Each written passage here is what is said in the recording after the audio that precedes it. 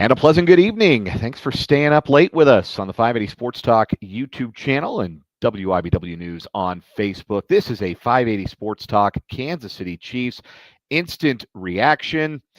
They won't be going 0-17 this year. The Kansas City Chiefs are on the board for 2025, 22-9 winners over the New York Giants tonight at Metlife Stadium. Hard as this may be to believe, it is the first time ever that the Chiefs have won a road game against the New York Giants. In the history of their franchise, they had never accomplished this, and a little side quest that Patrick Mahomes and the gang accomplished tonight with this win.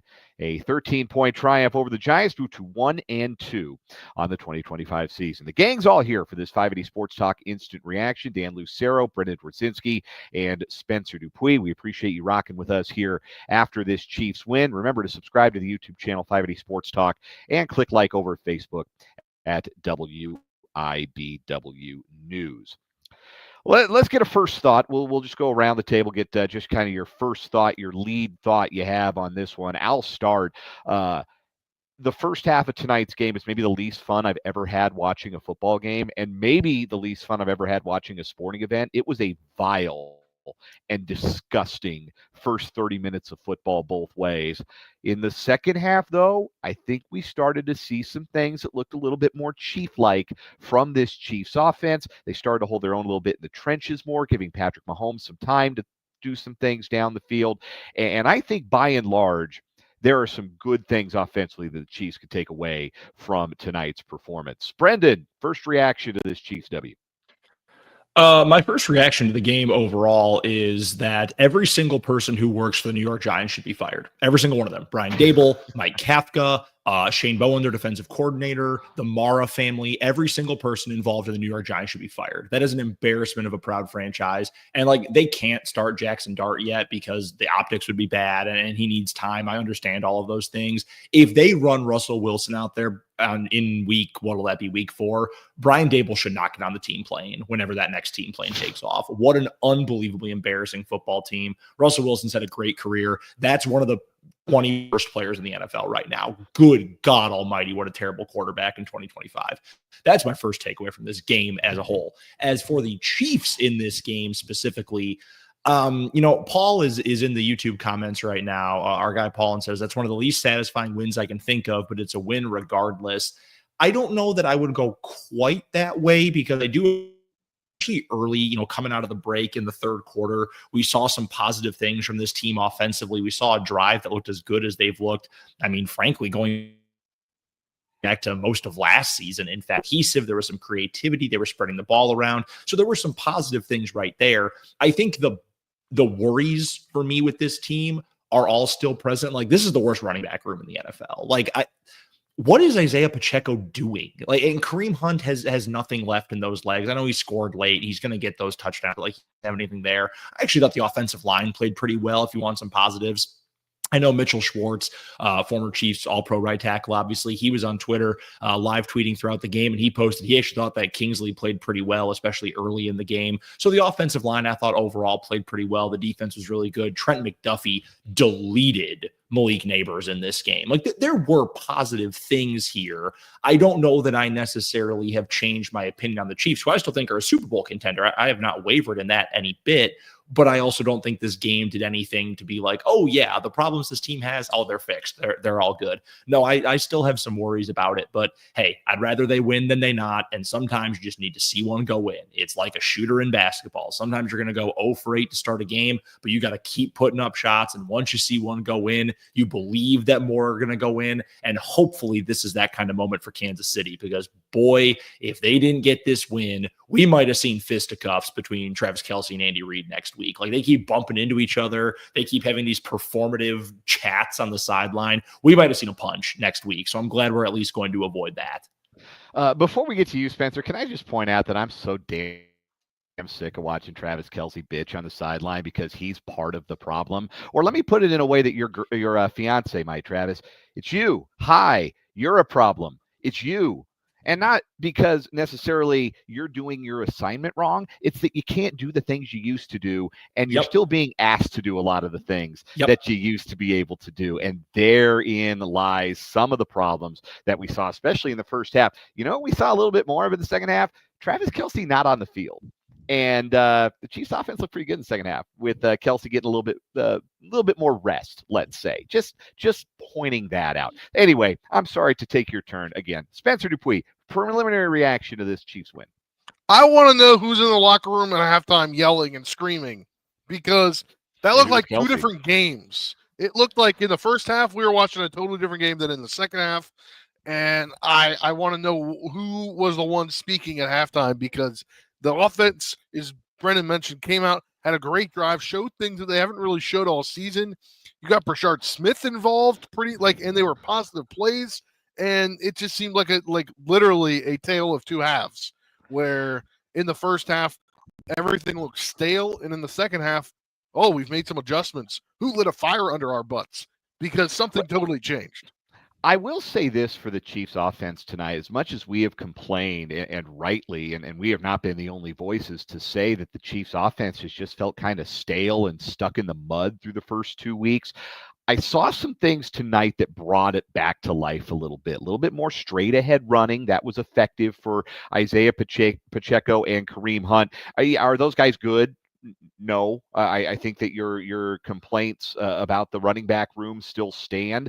At the same time, if you tell me at the end of the night that those guys are going to combine for 20 carries and 77 yards, like that is nobody's idea of good, but that can help ease a little bit of the burden, chisel away a little bit at a defense, and ease some of the burden on Patrick Mahomes. I also saw some pre-snap motion concepts that we really hadn't seen much of the first 2 weeks, it felt like, and those things got a little bit of space for the running game to operate. It did get Brashard Smith involved. I think that we saw the Chiefs are really starting to try to work him in, use his speed a little bit. We saw the end around, we saw the screen game, we saw some stuff that was really effective.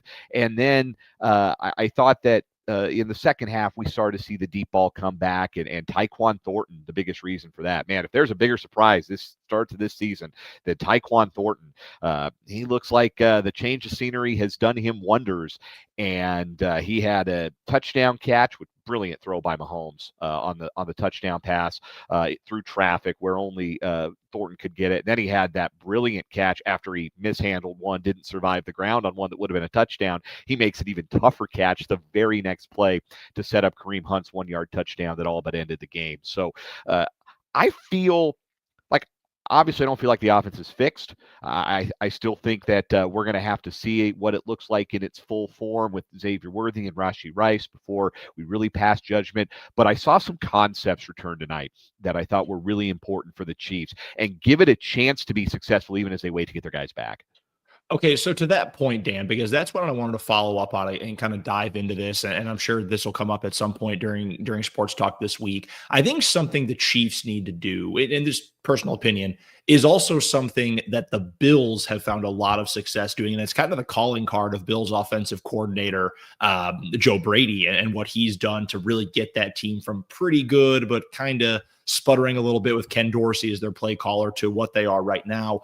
I think this team needs to streamline the offense considerably, find a handful of concepts, a handful of packages that work, and just keep friggin' running them, because I think your quarterback can do everything. Patrick Mahomes can do so much for you. I mean, he's doing such a gigantic amount of the work, of the lion's share of the work for this offense right now. He can do that. He can shoulder that load. But if you could take 10% off and be able to do a little bit more that plays to the skill of the wide receivers that you have left, or this running back room, Dan, you brought it up. Just get downhill, power football, just run it straight. Stop trying to get Isaiah Pacheco in space. Not to happen at this point. Stop. For the love of God, don't try to get Kareem Hunt in space. You've got one guy on this roster who's active because for some reason they signed Elijah Mitchell and just aren't going to use him. Brashard Smith is the one guy you can try to bring on some of this jet stuff, get him outside. They did that a little bit in the second half, but try to streamline it. Just find a couple parts of the play sheet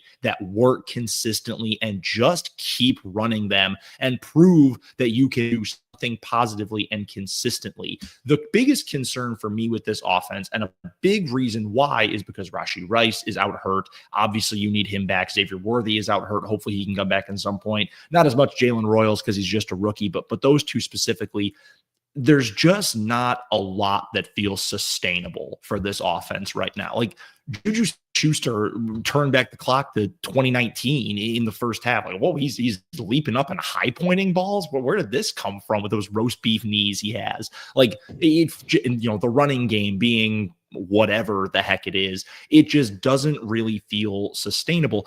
Paul brings up another one, like trying to throw screens to Travis Kelce at this point. Travis Kelce should play like late career Jason Witten at this point. And I know that sounds insulting, but he should. That is what this should look like. He can't do the quote unquote Kelce things anymore. So streamline it. Find things that are a little more basic. I love what Tyquan Thornton has been for this team through 3 games, guys. But I just saw a stat. This is from Nate Tice of Yahoo, courtesy of Next Gen Stats.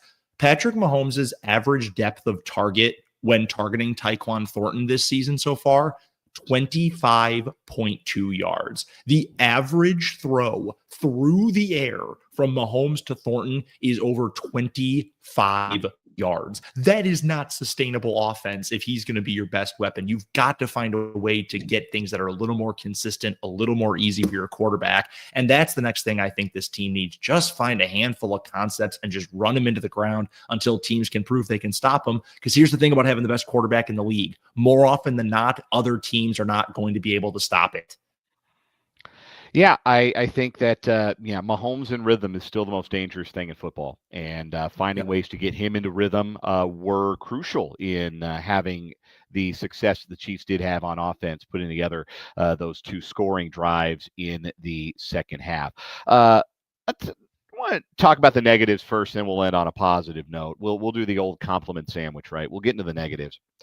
Chiefs special teams is wretched. Dave Tobe's kickoff units can't cover a kick worth a damn, but at least they make up for it by not blocking for a kick return worth a damn. They look lost on kick return, and it's costing them field position both ways. And they're really bad in that department. And is Harrison Butker cooked? I think there needs to be a conversation to be had. I think we can have a longer convo about this. I kind of swinging that leg through like somebody who maybe seen some better days, man. Those are really uncharacteristic. Not just the misses, just the ball off the foot doesn't look like it usually does from Harrison Butker. And hey, look, you're one of the most accurate kickers in history, one of the great big game kickers in the history of the NFL. You still get a little bit of a benefit of the doubt, but that's 3 weeks in a row he's missed a kick that typically we take for granted with Harrison Butker. Dave Tobe earlier this week, in trying to talk about kickers overall right now, the young guys, he basically said that Harrison Butker is not in the top echelon of kickers anymore. He admitted it this week during his press availability because they was asking him about, I think, the new K-ball and what Aubrey did for the Cowboys last week and just the depth of the lengths of field goals. And he basically, in a roundabout way, said that Harrison Butker is not a top echelon kicker in the league anymore. He certainly hasn't kicked like one to start the season for sure, and that's been problematic. Left the door ajar really for the Giants in this game a lot longer than it should have been. If he makes that first half field goal, it's makes the extra point. It's just a much different feeling game when you can get those points. And again, we've taken those for granted for years with Harrison Butker because he's been so good for so long. And look, nobody bats 1,000. It'd be one thing if we're talking about Butker missing an extra point here or a field goal there, but when it's 3 straight weeks where he's missing kicks that we're used to seeing him making and not making some of the other ones that he is making by the typical comfortable margins that you're used to seeing, that is a situation that is worth monitoring because that is, again, not something the Chiefs have really had to worry about for the better part of a decade. That maybe is a worry now. We'll see. Again, big benefit of the doubt extended for a guy who's an inner circle all-time great kicker. But man, rough start to the season for Harrison Butker. Back to the positives. We'll finish with this. I'll finish with a thought on the defense. They created 2 turnovers today. That was something that kind of been missing from the first 2 weeks. They created turnovers. Chris Roland Wallace, just always around something good, man. Chris Roland Wallace is always around something positive. He had an interception. Jalen Watson had an interception. Malik Neighbors was a complete non-factor in this football game after torching the Cowboys last week. Chiefs secondary played a good game. Hopefully Brian Cook's all right. He got dinged there, left the game, didn't come back. Hopefully he's okay because I thought he played a good game. Pass rush started to make a little bit of an impact as the game went on. We saw Chris Jones and George Karlaftis get into the sack column. That was certainly much needed. There's not been much to complain about defensively through 3 weeks, other than the inconsistency of the 4-man rush. But even that took a step forward tonight, as you would have hoped against this Giants line. And right now, I think you got to feel pretty good about Steve Spagnuolo's group through 3 weeks. No, I'm right there with you, and I'll use this time to toot my own horn very briefly, because one of my keys to the game during Friday's episode of 580 Sports Talk was to put a lid on the backside of the defense and to take away the deep ball. Whatever you can, take away the deep ball, because when Russell Wilson put up those insane stats last week against Dallas, almost all of his production came on throws down the field. Well, this is from NFL Next Gen Stats.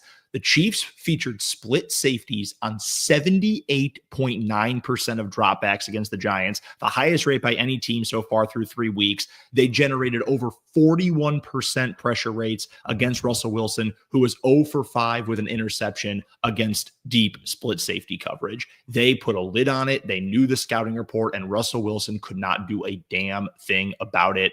But frankly, a damn near perfect game plan from Steve Spagnuolo. Spencer, we'll go ahead and give you a chance for a final thought here as well. Yeah, I saw this from Taylor Witt earlier, co-host of the It's Always Sunny in Chiefs Kingdom podcast. This is not a great game, right? Obviously, 22 points, 22-9.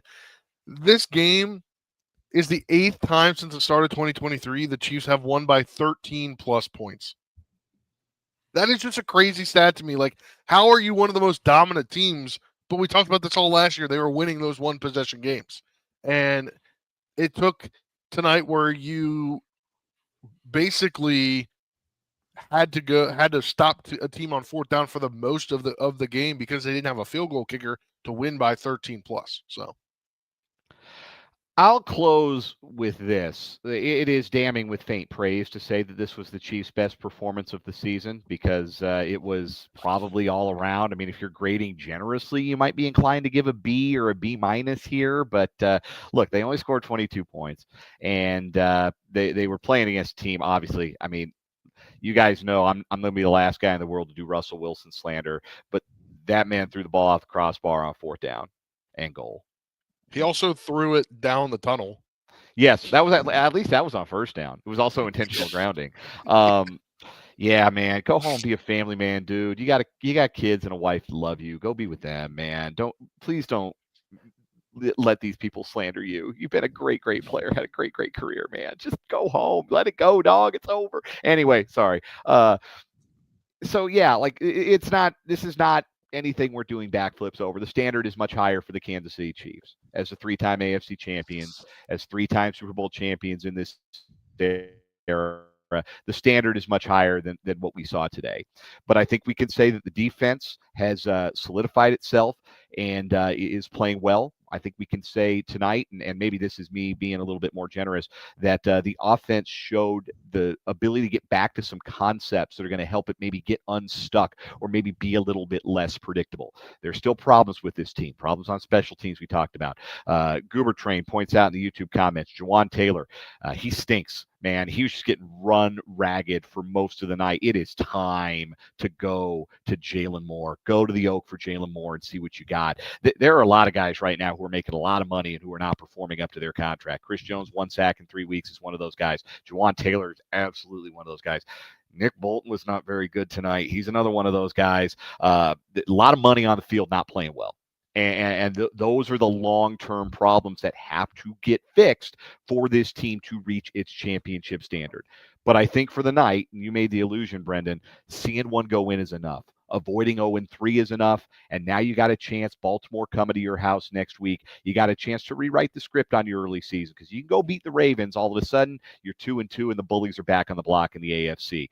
Obviously, if you don't beat the Ravens next week, going to be some more difficult conversations ahead for these Chiefs. But you avoid the disaster scenario. You accomplish a side quest, first ever road win at the New York Giants, which is insane to me.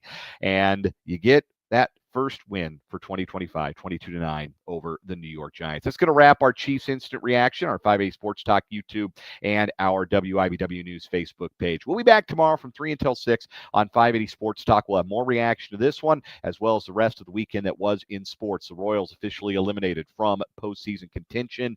The Jayhawks with a resounding win in their Big 12 conference opener. We'll get to all of that and more tomorrow from 3 until 6 on 580 WIBW, FM 104.9, 580WIBW.com, and these very same video channels. So for Spencer Dupuis and Dzwierzynski, I'm Dan Lucero. This is Good Night. Thanks for staying up with us. For those of you who catch this later on, appreciate you tapping in. Make sure you subscribe to 580 Sports Talk on YouTube, WIBW News on Facebook. Have a great rest of your Sunday night, however long it is, and we'll talk to you tomorrow on 580 Sports Talk.